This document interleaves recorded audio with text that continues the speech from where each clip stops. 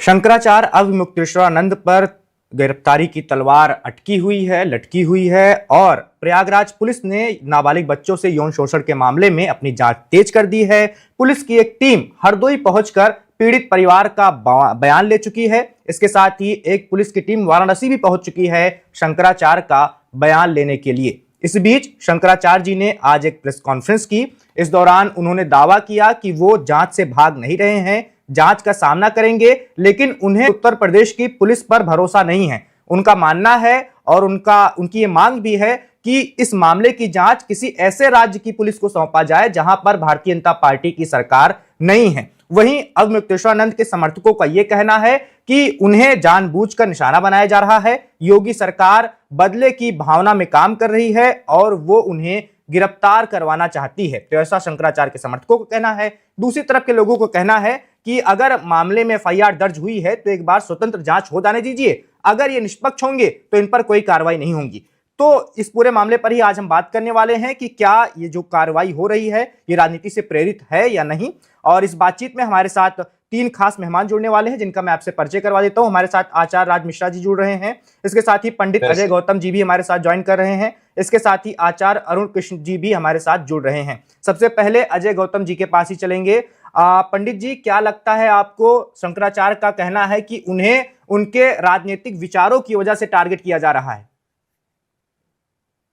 देखिए जी, जो पूज्य शंकराचार्य जी ने कहा है वो अक्षर साक्षर बिल्कुल सही है। कारण उसका ये है कि सरकार से कई बार आपके मतभेद होते हैं, कुछ विषयों पर आप सरकार के समक्ष प्रश्न रखते हैं और सब जानते हैं कि पिछले 4 वर्षों से गौ माता को राष्ट्र माता बनाने का आंदोलन पूज्य शंकराचार्य जी चला रहे हैं। और 11 मार्च को इसी विषय को लेकर लखनऊ के अंदर पहले 40 दिन का जो अल्टीमेटम दिया था कि 11 मार्च को हम लोग लखनऊ आएंगे और इतने आप गौ माता को राज्य माता का आप विधानसभा में प्रस्ताव पारित करिए, तो कहीं ना कहीं उसको एक तरीके से उसको न्यूट्रलाइज करने के लिए काउंटर केस किया गया है। और वो जो केस है, यही बड़ा आश्चर्य की बात है, बड़े ही आश्चर्य की बात है कि जिसने ये केस लिखवाया है उसका नाम आशुतोष पांडे है। 25,000 का इनामी बदमाश, 6 महीने का तड़ीपार, 37 केसों में हिस्ट्री शीटर। ऐसा व्यक्ति आके अगर आरोप लगाता है शंकराचार्य जी के ऊपर, तो मुझे लगता है इससे हास्यास्पद स्थिति इस देश के अंदर हो नहीं सकती कि वह व्यक्ति आरोप लगा रहा है जिसके ऊपर खुद इतने गंभीर धाराओं के अंदर मामले दर्ज हैं। दूसरी बात इसके अंदर मैं ये कहना चाहता हूँ पूरे देशवासियों के सामने आपके चैनल के माध्यम से कि पूज्य जो जिन 2 बच्चों का जिक्र किया गया है, वो 2 बच्चे ना तो मठ में पढ़ते हैं, न मठ में कभी आए हैं, न मठ से उनका कोई लेना देना है, ना ही वो हमारे शिविर के अंदर आए हैं। हर चीज सीसीटीवी के अंदर मॉनिटर्ड है। अगर कुछ भी ऐसा है तो शासन प्रशासन का राज्य अपना सीसीटीवी निकाले और प्रोड्यूस कर दे, आपको भी दे दे एक कॉपी। देखिए जी, ये सीसीटीवी, ये बच्चे इस तारीख को हमारे शिविर में थे, ये बच्चे इस तारीख को विद्या मठ में थे, इस तारीख को ये थे। सवाल सिर्फ इस बात का ये है कि मैं इसमें राजनीतिक में न जाके मैं उस व्यक्ति पर प्रश्न खड़ा कर रहा हूं जो कि एक्सटॉर्शन के लिए फेमस है, ब्लैकमेल करने की नीयत से सरकारी और वैधानिक तंत्र का दुरुपयोग करके पूज्य शंकराचार्य जी के खिलाफ इतने अनर्गल और इतने घिनौने आरोप जो लगाए हैं। मेरा कहने का मतलब है ये एक ऐसी परंपरा की शुरुआत हो गई है। अगर इसको नहीं रोका गया तो कल को किसी न हर व्यक्ति को जिसको भी समाप्त करना है उसके ऊपर इसी तरीके के आरोप को प्लांट कर दीजिए और वह व्यक्ति अपने आप ही समाप्त हो जाएगा। ताजा इसका जो ज्वलंत उदाहरण देखना था वो आशाराम जी का था और जो प्रेजेंट का उदाहरण देखना है वो हमारे पूज्य शंकराचार्य जी का है। इसी तरीके से ये अगर गौ माता को राष्ट्र माता की बात उठानी आज हम बंद कर दे, आपका कहना है कि आशाराम को भी ऐसे ही फंसाया गया था झूठे मामले में? देखिए, आज आप मानिए, आज की स्थिति और परिस्थिति के अनुसार जो मुझे लगता है, हालांकि मैंने उस वक्त में बिल्कुल आचाराम जी का विरोध किया था, लेकिन मुझे आज ये जरूर जाके लगता है कि जब हमारे साथ ऐसा हो सकता है, मेरे निजी तौर पे मेरे साथ ऐसा हो सकता है, तो उनके साथ ऐसा ना हुआ हो इसकी भी संभावना मुझे न्यून दिखाई देती है। ये इट्स ये राजनीतिक किलिंग। लेकिन अजय जी, 2 अलग अलग मामलों को एक साथ जोड़कर आप कैसे देख सकते हैं? वो मामला पूरी तरह अलग था, उसमें गवाह सामने आए, उन्होंने अपना बयान दर्ज करवाया, सजा हुई, कोर्ट ने सजा दी। आशाराम को ऐसा तो है नहीं कि किसी राजनीतिक षड्यंत्र के तहत उनको फंसाया गया था। वैभव जी, अगर वो उस वक्त के अंदर राहुल गांधी को पप्पू कहना और कांग्रेस की निंदा करना या सोनिया गांधी के खिलाफ ना बोलते तो शायद उन्हें भी उस चीज की सजा न मिलती। तो बात यह है कि आज सरकारों के पास देखिए असीमित साधन होते हैं। मैं योगी जी के विरोध में नहीं बात कर रहा, मैं कहूं कि मैं योगी जी के खिलाफ बोल रहा हूं, मैं योगी जी की बात नहीं कर रहा, लेकिन शासन और प्रशासन का कानूनी व्यवस्थाओं का जो दुरुपयोग होता है, आप देखिए यौन शोषण के मामले 80-83% झूठे पाए जाते हैं, और रिकॉर्ड बोल रहा हूं मैं आपको, ये डाटा है इंडियन लॉ मिनिस्ट्री का। 87% heinous crime including the sexual offence के जो केस हैं ये झूठे पाए जाते हैं, और इनके अंदर आदमी बरी हो जाता है। लेकिन क्या बरी होने के बाद में यही शासन प्रशासन शंकराचार्य जी की वो इज्जत या उनको आज इस पीड़ा का सामना करना लौटा पाएगा?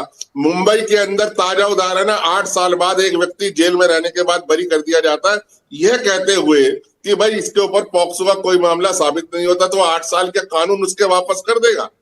सवाल इस चीज का है कि जो कानून बच्चों की और महिलाओं की सुरक्षा के बाद निर्भया के मामले में के बाद बना था, आज उस कानून का इस्तेमाल एक वेपन की तरह हो रहा है अपने शत्रु को एलिमिनेट करने के लिए।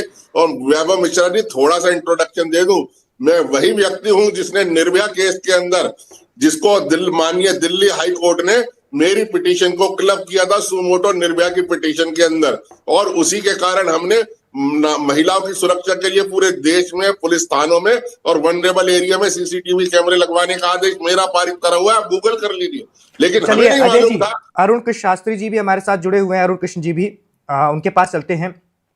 आचार्य अरुण जी, जैसा कि अजय गौतम जी कह रहे हैं कि जिन्होंने आरोप लगाया है शंकराचार्य के ऊपर, जिन्होंने केस दर्ज करवाया है, उनका खुद का इतिहास बहुत अच्छा नहीं रहा है, उनके ऊपर बहुत सारे केस पहले से दर्ज रहे हैं, और अब अगर वो ऐसा दावा कर रहे हैं तो उनकी बातों पर कितना ज्यादा विश्वास किया जाना चाहिए?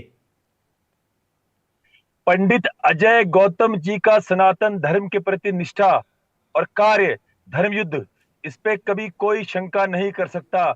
निसंदेह पंडित अजय गौतम जी सनातन धर्म का एक मजबूत, सशक्तिपूर्ण और बहुत ही जाना पहचाना लोकप्रिय चेहरा है, इस पे कोई शक नहीं है, इस पे कोई संदेह नहीं है। अभी बात हो रही है, जैसे अजय गौतम जी ने कहा कि ये हास्यास्पद है, ये हास्यास्पद है कि आशुतोष पांडे नाम का अपराधी, इनके ऊपर जो खुद अपराध में संलिप्त है, वो शंकराचार्य के ऊपर दोषारोपण करता है, उन पे केस करता है। तो इसके साथ यह भी हास्यास्पद है कि आदित्य योगीनाथ जैसे व्यक्ति को गौ हत्यारा, औरंगजेब, कालनेवी और साथ में सनातन धर्म का और हिंदू भी ना होना बोलना कि ये हिंदू भी है या नहीं है, ये सारे शब्द बोलना, क्या ये हास्यास्पद नहीं है? ये भी उतना ही हास्यास्पद है जितना आशुतोष पांडे का अभी मुक्तेश्वरानंद के ऊपर दोषारोपण करना है। तो क्या इससे, यदि वो गौ माता राष्ट्र माता कहते हैं या सनातन धर्म का कोई भी कार्य कर रहे हैं, तो क्या ये कार्य उनको ये अधिकार देता है कि आदित्य योगीनाथ के व्यक्तिगत टिप्पणी करके और अतिक्रम जैसे आतंकवादी का पक्ष लेके धारा 370 का विरोध करके और ये कहना अतिक आतंकवादी मारे जाने पे कहना कि ये सरकार का, सिस्टम का, न्याय का फेलियर है, ये क्या इनको अलाउ करता है? क्योंकि वो गौ रक्षा कर रहे हैं तो भैया गौ रक्षा मैं भी कर रहा हूं, आइए मेरी कार में और देखिए आपको जीव हत्या के लिए पेन किलर मिलेंगे, इंजेक्शन मिलेंगे।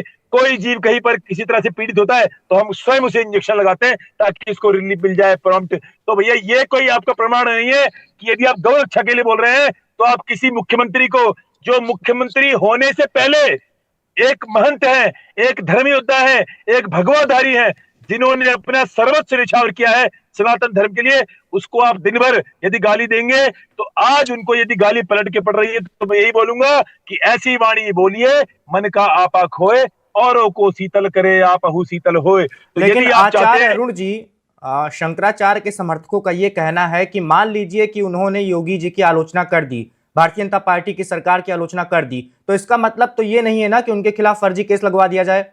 यही मैं कहना मैं आपसे इसी प्रश्न की आपसे आशा कर रहा था कि आप प्रश्न से करोगे। अभी मैंने ये बोला कि शंकराचार्य ने अपने पद को कैसे, कलंकित शब्द मैं प्रयोग नहीं करूंगा क्योंकि वो बड़ा पद है, मैं नहीं बोलना चाहता उनके बारे में, मेरे लिए सब संत पूजनीय है।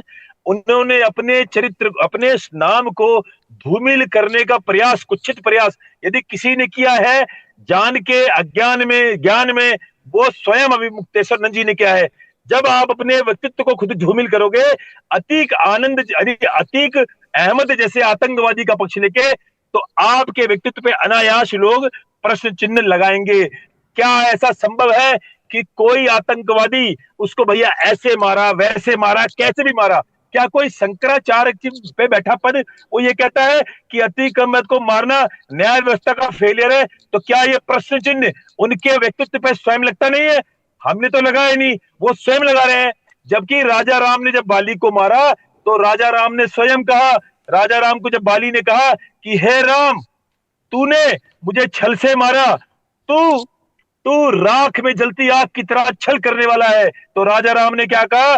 राजा राम ने कहा कि इक्षाकूड़ा मयम भूमि शशय लवन कारणा मृग पक्षी मनुष्याणा निग्रह निग्रह शपी। उन्होंने कहा सुन बाली, ये धरती, ये पहाड़, ये पर्वत, ये जंगली वन जहां तू लेटा है, जहां तू मर रहा है, सब मेरा है। और सुन, तुझ अधर्मी को मारने के लिए किसी धर्मशास्त्र की आवश्यकता नहीं है, अधर्मी की मृत्यु ही उसका विजय का परिणाम है। तो चलिए जब अतीक अहमद मरा, आचार्य अरुण जी आपके पास आएंगे। अतीक अहमद मरा, पूरी लाइन बोले दीजिए। जी जब बिल्कुल, अतीक अहमद मरा तो इन्होंने अतीक अहमद का पक्ष क्यों लिया? हमारे साथ आचार्य मिश्रा जी भी जुड़े हैं, उनके पास भी चलना है। अब इन्होंने अतीक अहमद का पक्ष लिया, तो ये अतीक अहमद का पक्ष क्यों लिया? अतीक अहमद का मरना ही धर्म की स्थापना थी। इनका पक्ष लेने का मतलब है कि ये योगी आदित्यनाथ की घृणा में पूरी तरह से भ्रमित हो चुके हैं।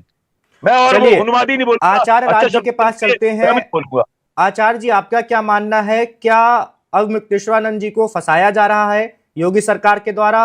उनके खिलाफ झूठा केस दर्ज करवा के उनसे बदला लेने की कोशिश की जा रही है? जिस तरह से उन्होंने माघ मेला में अपना विरोध दर्ज करवाया था, सरकार की आलोचना की थी, अव्यवस्थाओं पर सवाल उठाए थे, उसको लेकर उन्हें दंडित किया जा रहा है? वैभव मिश्रा जी, श्री रामचरितमानस के सुंदरकांड में एक चौपाई आती है कि जहां सुमत्ता संपत्ति नाना, जहां कुमत्ता विपद निदाना, और तौ उर कुमत बसी विपरीता हित अनहित मानहु विपरीता। जब आपस में फूट होती है ना, तो फिर विरोधी उस फूट का फायदा उठाने के लिए षड्यंत्र करने के लिए तैयार रहते हैं और उसका सदैव लाभ लेते हैं। अच्छा, एक बात आप सभी लोगों ने, हम सभी जो पैनलिस्ट बैठे हैं, हम सभी लोगों ने बचपन किताब में एक कहानी पढ़ी होगी जहां दो गिलहरी की लड़ाई में एक लोमड़ी उनकी पूरी रोटी खा जाती है। दो गिलहरी आपस में लड़ रही होती हैं और लोमड़ी उनकी पूरी रोटी खा जाती है।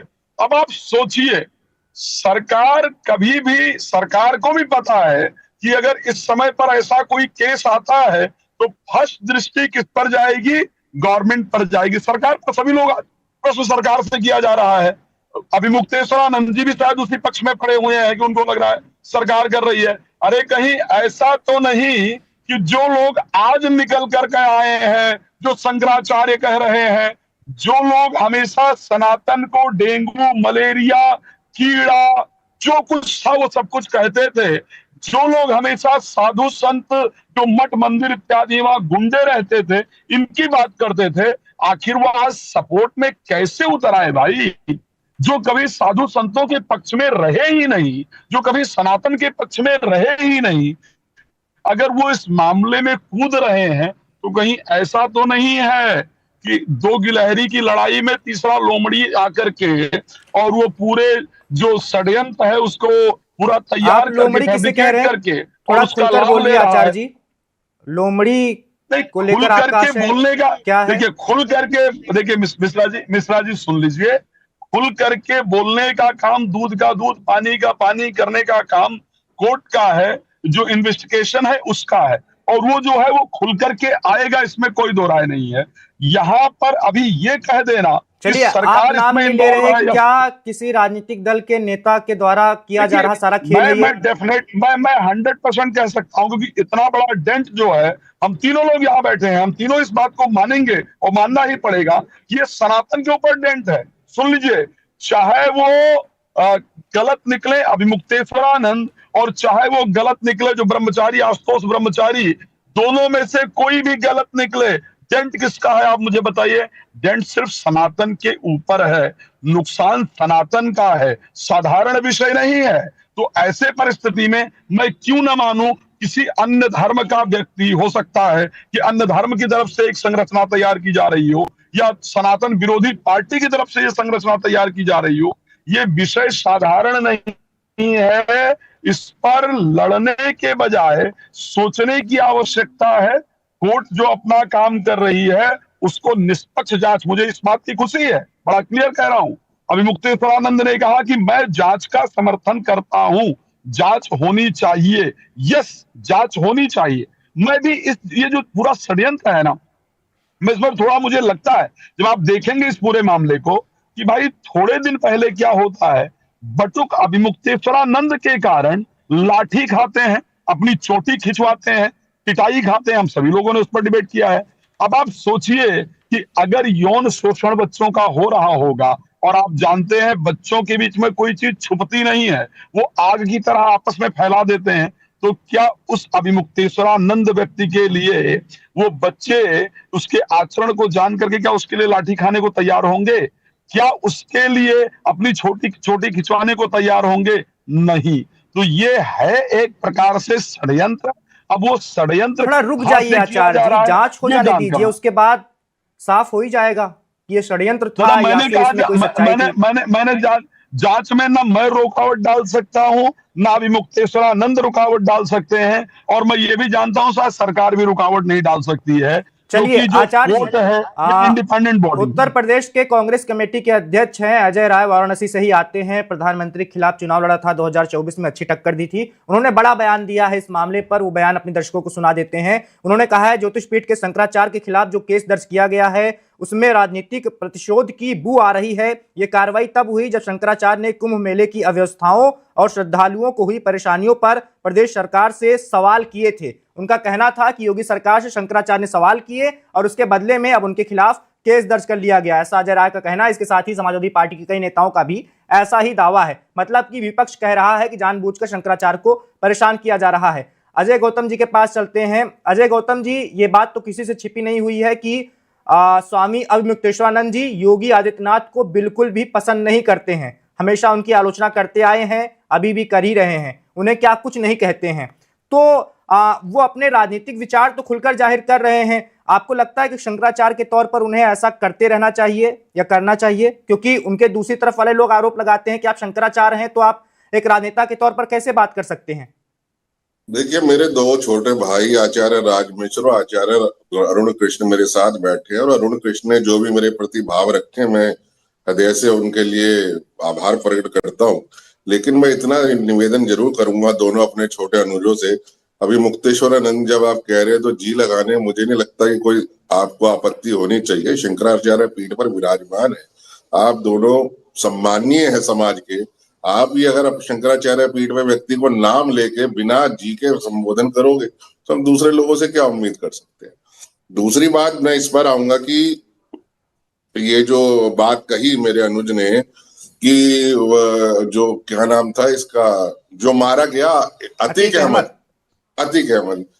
अहमद को सरेआम मैं कहता हूँ फांसी पर चढ़ाना चाहिए। उसकी जो भी उसके साथ हुआ बहुत अच्छा हुआ, बहुत पहले हो जाना चाहिए था। चौराहे पे जाके उसको लटका के फांसी देनी चाहिए थी ताकि उन सबको न्याय मिलता जो भी उससे पीड़ित थे। मैं बिल्कुल समर्थन हूँ, कोई इसमें जो कुछ हुआ उसके साथ कोई गलत नहीं हुआ। मानते हैं गौतम जी, ये आप मानते हैं?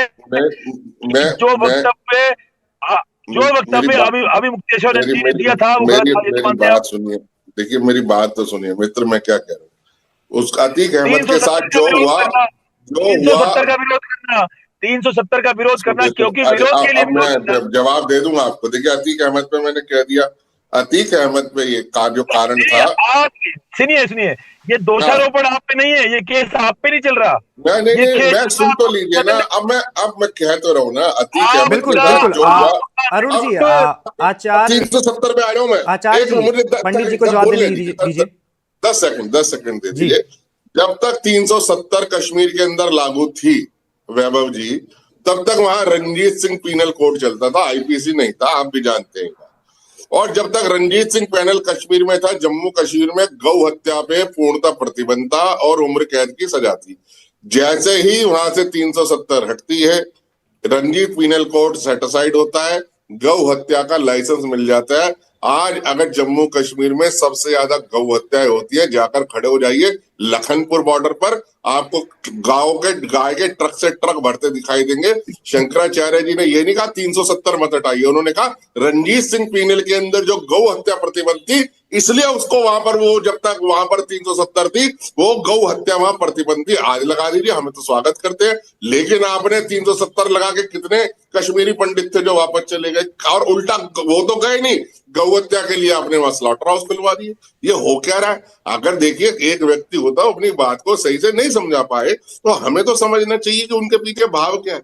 हमारे देखिए, आज भी मैं आपको बताता हूँ, गंगा, गाय, गायत्री, तीन ही तो हमारे समाज के स्तंभ है। उसी के लिए अगर कोई हमारे समाज के, चाहे शंकराचार्य जी हो, चाहे राज मिश्र हो, या अरुण कृष्ण जी लड़ रहे हैं, गौ सेवा के लिए लड़ रहे हैं, विधर्मियों के खिलाफ लड़ रहे हैं, लव जिहाद के खिलाफ लड़ रहे हैं, तो हम सम्मान करते हैं, हमारी सबकी तो मिलकर लड़ाई है। लेकिन ऐसे में सिर्फ मात्र ये कह देना कि ये कह के कि भाई ये है, मैं कह रहा हूँ अतीक अहमद हो चाहे कोई भी हो, सरेआम चुप गोली मारनी चाहिए थी, बहुत पहले ही मारनी चाहिए थी। अजय जी, आदरणीय अजय जी, क्या ये तो मानते हो कि अभी मुक्तेश्वरानंद जी को आदित्य योगी नाथ की शक्ति बननी चाहिए थी? ये तो मानते हो? देख आपको क्या अभी मुक्तेश्वरानंद जी आदित्य योगी नाथ की शक्ति, उनकी ताकत के रूप में उभरे? नहीं उभरे। ऐसा लगा जैसे कि वो कट्टर आदित्यनाथ योगी, जबकि मैं लिख के थोड़ा सा अरुण जी थोड़ा सा आदित्य योगी नाथ का व्यक्तिगत रूप से आपने आदित्य योगी नाथ मेरे सामने ही आपने आदित्य योगी नाथ का व्यक्तिगत रूप से बहुत समर्थन किया है आपने, तो क्या वो समर्थन आपके गुरु को नहीं करना चाहिए था खुल के कि आदित्य योगी नाथ के साथ मैं मजबूत स्तंभ की तरह खड़ा हूं? मैं उन्होंने नहीं किया, वो केवल 365 दिन उनकी आलोचना में लगे रहे, उनको कमजोर करते हैं। बिल्कुल अरुण जी अजय गौतम जी को जवाब देने दीजिए। अजय गौतम जी, मैं आपको ये कह अजय रहा गौतम जी, अभी मैं भी कुछ जोर दे रहा हूँ इसी सवाल में। मैं शंकराचार्य जी के साथ ही था, उन्होंने ये भी बोला मैं चाहता हूं कि योगी जी देश के प्रधानमंत्री बने, ये भी उन्होंने कहा है। नहीं कहा तो यूट्यूब देख लीजिए, उनका ये भी स्टेटमेंट है। वो उन्होंने तो कहा कि जब योगी जी उत्तर प्रदेश के अंदर गौ माता को राज्य माता घोषित कर देंगे, तो सारा जो हिंदू समुदाय है पूरी प्रबलता से उनका समर्थन करेगा और वो और आगे बढ़ेंगे। हम तो चाहते हैं कि मुख्यमंत्री क्यों बने, वो देश के प्रधानमंत्री बने, ये भी तो उन्होंने कहा है। जितने अब शब्दों से अभी मुक्तेश्वरानंद जी ने आदित्य योगीनाथ की तू तड़ाक से बात करी है, मतलब इतना शोभनीय थे वो शब्द। और आप भी जानते हैं, आपको भी पता है, तू तड़ाक से कैसा मुख्यमंत्री है, इसको हटाओ पद से, ये महंत एक मठ का महंत है, ये कहां से मुख्यमंत्री बन गया, इसको हटाओ, योग्य व्यक्ति को लाओ। ऐसे ऐसे अशोभनीय शब्द। ऐसे देखिए, आलोचना करना, मैं कोई भाजपा का तो हूं नहीं, मैं सबसे बड़ा वर्तमान में भाजपा का आलोचक हूं। आप मेरे बड़े भाई जानते हैं इस बात को, सबसे बड़ा आलोचक हूं मैं, आपसे वीडियो तक शेयर कर चुका हूं भाजपा की आलोचना में। लेकिन आदित्य योगी नाथ का व्यक्तित्व, उनका चरित्र, उनका धर्म के प्रति युद्ध, उस पे अगर कोई टिप्पणी करता है, अगर उनकी आलोचना करता है, अमर्यादित शब्दों का प्रयोग करता है, तो ये मानूंगा कि वो सनातन हिंदू धर्म का विरोधी है, चाहकर भी और ना चाहे भी। मुझे ऐसा लगता है, जो मेरी प्रज्ञा, मेरा ज्ञान, मेरा एक कॉमन सेंस, सामान्य ज्ञान कहता है कि ये कहीं ना कहीं एक विद्वेष की भावना रखते हुए आदित्य योगीनाथ से करते ये इंडी गठबंधन की हमारे आदि मुक्तेश्वरानंद जी कठपुतली बन गए और उसी धारा प्रवाह में बह गए, और बहते हुए आज इसका परिणाम है। आचार्य अरुण जी, अभी संभावना बहुत ज्यादा नजर नहीं आ रही, लेकिन चर्चाएं हो रही है। मान लीजिए कि उत्तर प्रदेश की पुलिस, योगी आदित्यनाथ सरकार की पुलिस अब मुक्तेश्वरानंद को गिरफ्तार करने की कोशिश करती है, तो क्या लगता है आपको, सही करेगी या जांच हो जाने दीजिए, अभी उसका इंतजार करना चाहिए? देखिए, मैं परम पिता महादेव से ये कामना करता हूं, ये जो कलंक है सनातन हिंदू धर्म पे, शीघ्रतम दबे, ये खत्म हो, और हम इन लव जिहाद, लैंड जिहाद, थूक जिहाद, मूत जिहाद, ये जो जिहाद आतंकवाद छेड़ के बैठे हैं, कल भी 10 आतंकवादी पकड़े गए उत्तर प्रदेश के अंदर ही मुसलमान, इनके खिलाफ हमारा युद्ध जो है उस पे काम करे। ये जो कुछ हो रहा है, ये पूरी तरह से अजय मिश्रा जी ने जो कहा, मैं पूरी तरह समर्थन देता हूं कि ये पूरी तरह से सनातन धर्म को कलंकित करने का ये पूरा एक षड्यंत्र है, जिसपे सारे वामपंथी, सारे जिहादी एक अदृश्य ताकत इस पे काम कर रही है, जिसका शिकार स्वयं अभिमुक्तेश्वरानंद जी बन गए हैं। और मैं कभी नहीं चाहूंगा, कभी नहीं चाहूंगा, कभी नहीं चाहूंगा कि अभिमुक्तेश्वरानंद जी एक जो उनका सम्मान है वो कभी जेल जाए, वो इस तरह की प्रोसिक्यूशन को देखें या उनके साथ किसी तरह का दुर्व्यवहार हो। यदि उन्होंने ऐसा कोई कृत्य किया, जबकि हे परमात्मा मेरे जीभा पे शब्द ना है, यदि अगर ये साबित होता है कोर्ट के अंदर कि हाँ जो कुछ बच्चों ने कहा वो सच है, अभी गिरफ्तार नहीं करना चाहिए, इनको अपने पद से एक तरफ बैठना चाहिए। सरकार को सोचना चाहिए कि पूरे अरुण इस जी, केस की जांच, यदि केस की जांच में बच्चों पे दबाव है या नहीं है, सत्यता कितनी है, असत्यता कितनी है, सब जांच करके गिरफ्तार होना चाहिए। यदि असत्य हो तो जिसने ये केस डाला है उसको त्वरित कार्रवाई करते हुए उसे गिरफ्तार करवाया जाना चाहिए, जो आशुतोष पांडे। आचार्य अरुण जी आपके पास आएंगे। अपने दर्शकों को बता दें कि जो पीड़ित परिवार है जहां के बच्चे थे, उनका बयान हरदोई पहुंचकर प्रयागराज की पुलिस दर्ज कर चुकी है और प्रयागराज की पुलिस की एक टीम वाराणसी में अभी मौजूद है, शंकराचार्य के पास जाने वाली है, उनसे पूछताछ करने वाली है। पूछताछ के इसी क्रम में शंकराचार्य की गिरफ्तारी भी हो सकती है, ऐसी संभावनाएं जताई जा रही है, ऐसा दावा किया जा रहा है। अजय गौतम जी, आपने कहा कि षड्यंत्र के तहत ये सब हो रहा है और सरकार की ओर से करवाया जा रहा है या कुछ लोगों के द्वारा करवाया जा रहा है, जो भी मामला हो, आपका जो जैसा दावा है। लेकिन जांच तो होनी ही चाहिए सर। पंडित जी, जांच जब तक होगी नहीं तब तक पता तो चलेगा नहीं ना कि आखिर मामला था क्या। और अगर मान लीजिए जांच में थोड़ी बहुत भी सत्यता सामने आती है, तब फिर आपका क्या कहना होगा? देखिए, मुझे अपने गुरु परिवार पे, शंकर परिवार पे पूरा यकीन है। जो सन्यासी जब ज्ञानवापी मंदिर में वीरेश्वर प्रकट हुए और उनकी पूजा के लिए भरी गर्मी में, जिसमें उमस 47-48 डिग्री टेम्परेचर में 108 डिग्री मतलब 108 घंटे का निर्जल व्रत रख सकता हो गया, ऐसे व्यक्ति का अपने इंद्रियों पर कंट्रोल नहीं होगा। मैं उनके साथ रहा हूं, मैं उस परिवार में रहा हूं, मुझे मालूम है, मुझे अपने गुरु पे पूरा भरोसा है इस बात को लेके। और मैं आपको कहता हूं, आप सीबीआई से जांच कराइए, मैं निवेदन कर रहा हूं ना, आप सीबीआई से जांच कराइए, आप जो आपकी बेस्ट इन्वेस्टिगेशन एजेंसी है उससे जांच कराइए। मैं सिर्फ छोटे से 3 प्रश्न हैं, मेरी लॉ बैकग्राउंड होने के नाते छोटे छोटे से 3 प्रश्न रख रहा हूं। क्या प्लेस ऑफ ऑफेंस के बिना क्राइम कभी सब साबित हो सकता है? जब वो बच्चे विद्या मठ में पढ़ते नहीं, विद्या मठ में उनका इनरोलमेंट नहीं, पढ़ते हैं हरदोई के किसी विश्वविद्यालय उसके अंदर, गुरुकुल के अंदर, तो वो विद्या मठ कैसे आ गए? अगर उनके साथ कुछ भी सही हुआ, गलत हुआ, परमात्मा जाने, मैं फिर भी मुझे अपने गुरु पे यकीन है। मैं दूसरी बात कहता हूं तो वो अपने परिवार वालों को बताते, अपने अपने विद्यार्थियों को बताते, नजदीकी पुलिस स्टेशन में जाते, वहां गुरुकुल खुला हुआ होता है, कोई ताले में नहीं रहते बच्चे, बटुक पूरे समय नगर में घूमते हैं, तो किसी को भी बता सकते। तो ये जो आशुतोष पांडे है, ये डीसीपीसीआर यानी चाइल्ड प्रोटेक्शन कमीशन का चेयरमैन है, जो इससे मिलने के लिए चले गए। और उन्हें पता कैसे चला कि हमें इसी को अप्रोच करना है, किसी और को अप्रोच नहीं करना? तो महाराज, ये प्राइमा फेसाई, एक लीगल फेस है, प्राइमा फेसाई, ये सारे का सारा एक एक्सटॉर्शन का रैकेट है। एक्सटॉर्शन के रैकेट के अलावा कुछ नहीं है, मुझे पूरा यकीन है। और मैं कहता हूं जांच हो, ये मामला फास्ट ट्रैक कोर्ट के अंदर जाना चाहिए। आप नार्को कराओ, पॉलीग्राफ कराओ, सभी पार्टियों का कराओ ना। आप क्यों कहते हो कि अमान मुझ पे, भगवान न करे वैभव मिश्रा जी कल को आप पे आरोप लग जाए, मुझ पे लग जाए। मैंने तो टीवी डिबेट में आरोप देखे, न्यूज एक नाम नहीं लूंगा, एक चैनल का, एक साथ ही 2 पैनलिस्ट का झगड़ा हो गया, एक महिला उससे, उसने कह दिया स्टूडियो में उसका रेप हुआ है कैमरामैन के सामने। मानेंगे आप? बोलिए।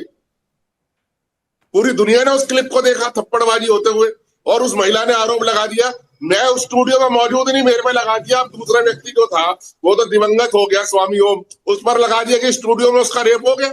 कोई स्टूडियो में रेप कर देगा एंकर के और कैमरामैन के वरिष्ठ उसके सामने? ऐसे ऐसे हमने देखिए टीवी डिबेट की लड़ाइयों में ये सब चीजें होते हुए। बोलिए कहां कानून का दुरुपयोग नहीं होता?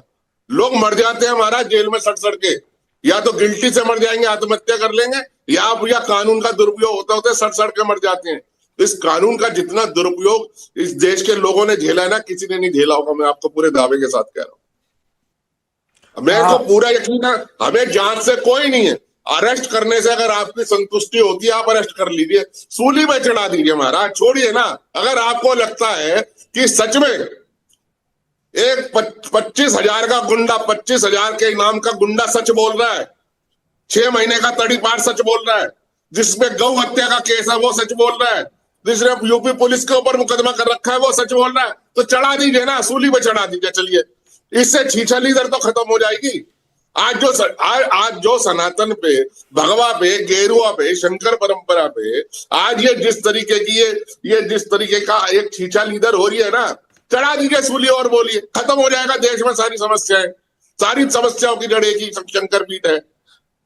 आपको मैं बता दूं, बच्चे गुरुकुल में, आज गुरुकुल की विरासत जिंदा है ना, इसीलिए है कि कुछ ही लोग हैं जो गुरुकुल चलाने का साहस करते हैं महाराज। जिस दिन गुरुकुल बंद होने शुरू हो गए ना, ये छोटे छोटे बच्चे ईसाइयों के स्कूल में जाएंगे और इनका धर्मांतरण होते हुए कोई नहीं रोक पाएगा। आज इनका धर्मांतरण रुका हुआ है ना, गरीब के बच्चों का या ऐसे बच्चों का इसलिए रुका हुआ है क्योंकि आज भी गुरुकुल की परंपरा जीवित है। और पंडित अजय गौतम जी, एक सवाल और है। अभी अरुण कृष्ण जी ने भी आपसे यह सवाल पूछा था, लेकिन उनके शब्द दूसरे थे। ये सवाल लगातार भारतीय जनता पार्टी के लोग उठाते रहे हैं। उनका आरोप लगता रहा है कि क्या शंकराचार्य जी को भारतीय जनता पार्टी की जो सरकार है यूपी में पिछले 9 सालों से, उसका एक भी काम अच्छा नहीं लगता? हमेशा आलोचना आलोचना आलोचना, हमेशा उसके बारे में उल्टा सीधा ही बोलना। क्या योगी सरकार ने एक भी अच्छा काम नहीं किया है पिछले 8-9 सालों में जो शंकराचार्य जी को अच्छा लगता हो? उनके हमेशा शब्द कट क्यों होते हैं? आप देखिए, उन्होंने तारीफ भी की, उन्होंने कहा लॉ एंड ऑर्डर जो था पहले से बहुत बेहतर है, उन्होंने ऐसा नहीं कहा। आज का बयान है शंकराचार्य जी का प्रेस कॉन्फ्रेंस में कि उत्तर प्रदेश की पुलिस पर भरोसा नहीं है, ये पुलिस कुछ भी कर देती है, मुझे ऐसी पुलिस चाहिए, ऐसे राज्य की जहां पर बीजेपी की सरकार ना हो, वो पुलिस यूपी आए और वो पूरे मामले की जांच करे, जांच में जो कुछ सामने आएगा मैं स्वीकार करने के लिए तैयार हूं, लेकिन अगर यूपी पुलिस जांच करेगी तो उसमें कुछ भी निकल सकता है।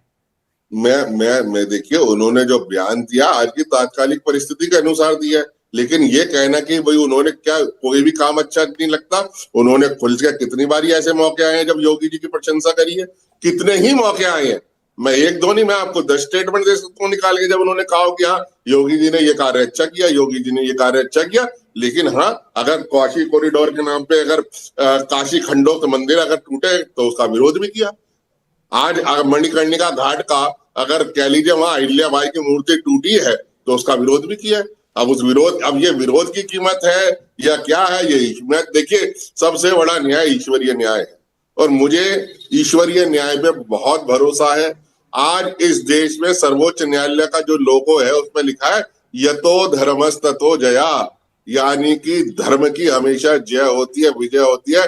धर्म के अनुरूप ही शासन होना चाहिए। अगर कोई भी धर्म से इतर जाता है या उतर जाता है तो ईश्वरीय न्याय से तो कोई नहीं बच सकता ना। आप किसी को लौकिक न्याय का, लौकिक व्यवस्थाओं में ही तो फंसा सकते हो ना, अलौकिक का दंड तो सबको भुगतना पड़ता है। तो हमें पूरा भरोसा है। मैं आपको 3 छोटी छोटी बातें जो मैंने कही, आपको भी प्राइमा फेसाई अगर वैभव जी समझ में आ रही है तो बता दीजिए।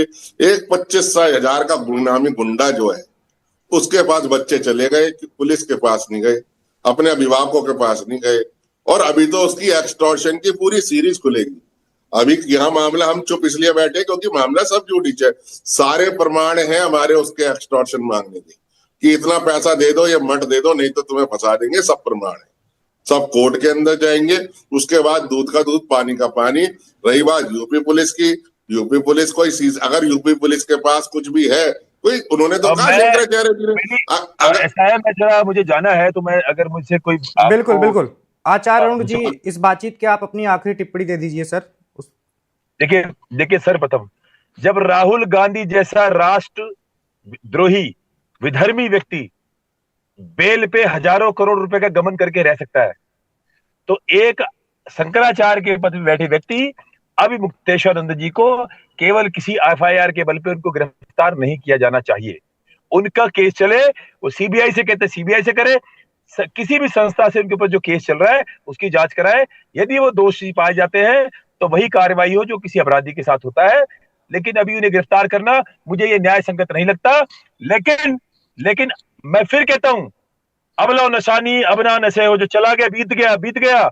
लेकिन अभी मुक्तेश्वरानंद जी को अपनी भाषा की मर्यादा उस पे अभी भी उसे रोकना चाहिए और आत्म संयम ही नहीं, आत्ममंथन करने की आवश्यकता है कि क्या मैं आदित्य योगीनाथ जी जैसे महंत का, संत का, धर्म योद्धा का क्या मैं विरोध करते करते आज मैं यहां पहुंच गया हूं कि हमारे बीच में इस तरह का विवाद खड़ा हो गया है?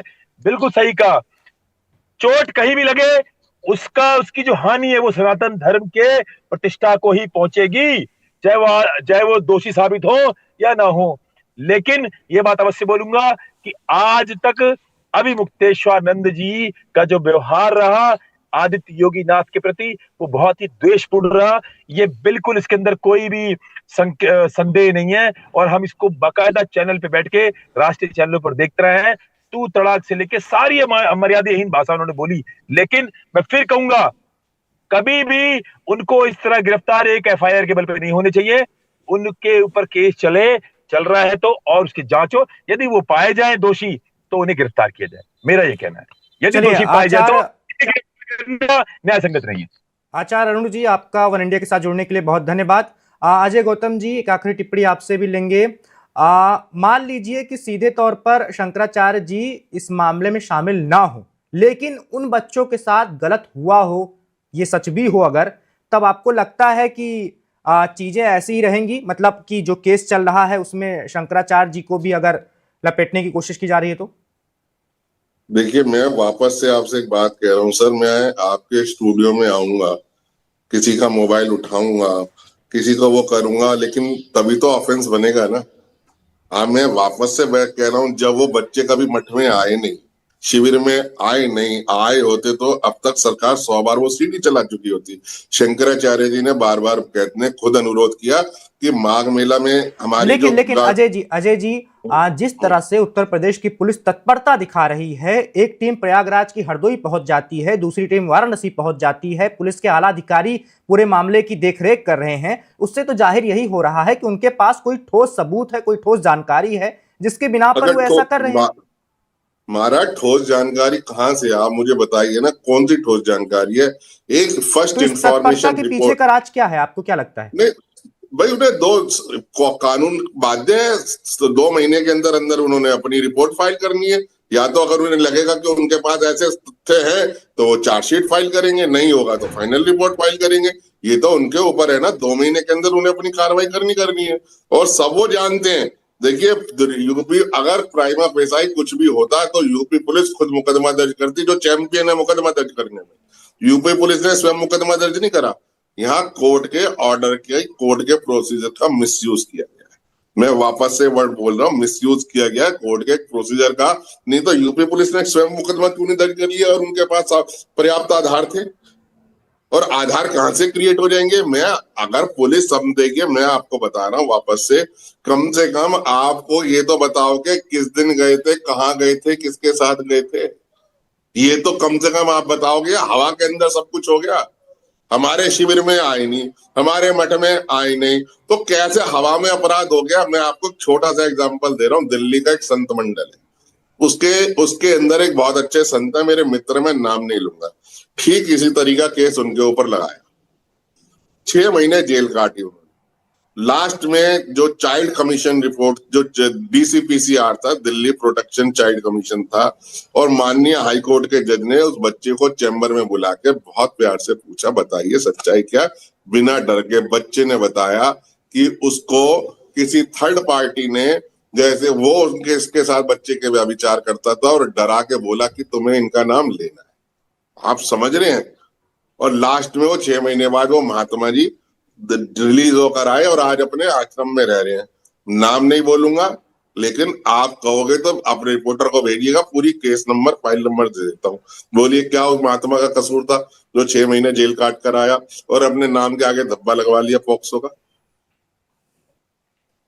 मैं तो केस स्टडी के साथ बात कर रहा हूँ, मनगढ़ंत बात तो कर नहीं रहा। और दिल्ली संत मंडल के बहुत अच्छे संत हैं, युवा संत हैं। पिता ने एक चौंकाने वाला खुलासा किया है, वो भी अपने दर्शकों को बता देते हैं। पीड़ित के पिता ने बताया है कि करीब 1 साल पहले उनका बेटा पड़ोस के गांव के एक व्यक्ति के साथ प्रयागराज गया था। वहां दान और दीक्षा के नाम पर बेटे का आधार कार्ड लिया गया था, लेकिन उसके बाद क्या हुआ उन्हें इसकी कोई जानकारी नहीं है।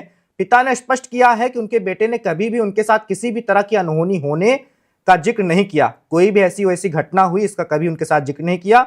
उन्होंने बताया कि इस समय पीड़ित का परिवार डरा हुआ है, सहमा हुआ है और वो किसी से भी बात करने की स्थिति में नहीं है। तो उनके पिताजी का तो ये कहना है। अब आप देख लीजिए। अब एक बार बताइए, मतलब आप समझ रहे क्या हास्यास्पद स्थिति है। बच्चे ने अपने पिता को नहीं बताया, बच्चे ने अपने किसी को नहीं बताया, एक 25,000 गुंडे और तड़ीपार को बताया। क्या महाराज, प्राइमा फेसा ही सबको पता है कि कितना बड़ा झूठ और कितना बड़ा षड्यंत्र है। और इसके पीछे मैं आपको बता रहा हूं 2 कारण है।